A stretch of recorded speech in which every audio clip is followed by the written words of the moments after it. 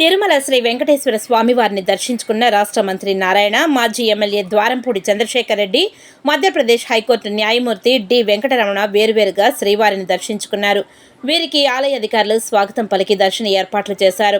అనంతరం రంగనాయకుల మండపంలో వేద పండితులు వేద ఆశీర్వచనం చేసి స్వామివారి తీర్థ ప్రసాదాలను అందించారు. ఆలయం వెలుపల మంత్రి నారాయణ మీడియాతో మాట్లాడుతూ, రాష్ట్రం లోటు బడ్జెట్లో ఉంది, యువతకి ఉద్యోగాలు లేకుండా ఇబ్బంది పడుతున్నారు. ముఖ్యమంత్రి ఇండస్ట్రీలను తీసుకువచ్చి ఉద్యోగ అవకాశాలు కల్పించేందుకు కృషి చేస్తున్నారు. నిరుపేదలకు అనేక సంక్షేమ పథకాలు అమలు పరిచేందుకు సన్నాహాలు చేస్తున్నారు. 5 సంతకాలు ఏదైతే ఉంది అవి కీలకం, వాటిని తప్పక నెరవేరుస్తాం. అన్నా క్యాంటీన్లను ప్రారంభిస్తున్నాం.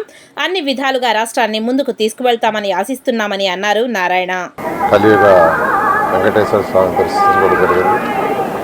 ఈ రాష్ట్రంలోని ప్రజలందరూ సకల ఐశ్వర్యాలతో ఆరోగ్యాలతో ఉండాలని ఆ భగవంతుని ప్రార్థించుకోవడం జరిగింది. మీకు అందరికీ తెలుసు, ఈ రాష్ట్రం ఈరోజు లోటు బడ్జెట్తో ఎంతో సఫర్ అవుతుంది.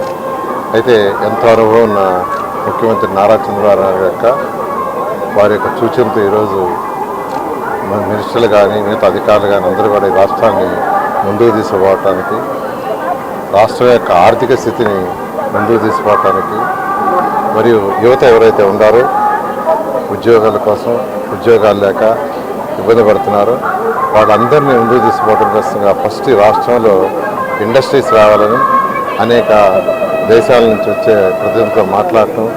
ఎందుకంటే ఎప్పుడైనా ఇండస్ట్రీస్ వస్తేనే యువతకు ఉద్యోగాలు వస్తాయి, యువత భవిష్యత్తు ఉంటుంది. ఇండస్ట్రీస్ లాగా ఉంటే యువతకు భవిష్యత్తు ఉంటుంది.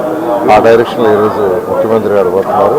అట్ ది సేమ్ టైం పేదలు నిరుపేదల కోసం అనేక సంక్షేమ పథకాలు, ఉదాహరణకు అన్నా క్యాంటీన్స్ ప్రభుత్వం వచ్చిన వెంటనే చేసిన 5 సంతకాలు అదొకటి చాలా ముఖ్యమైనది. వచ్చిన 2 నెలల లోపలే 100 అన్నా క్యాంటీన్స్ని ఓపెన్ చేయడం జరిగింది. మళ్ళీ వచ్చే నెల 13వ తేదీ అంటే సెప్టెంబర్ 13వ తేదీ మరొక 75 అన్నా క్యాంటీన్స్ని ఓపెన్ చేయమని ముఖ్యమంత్రి గారు ఆదేశించారు.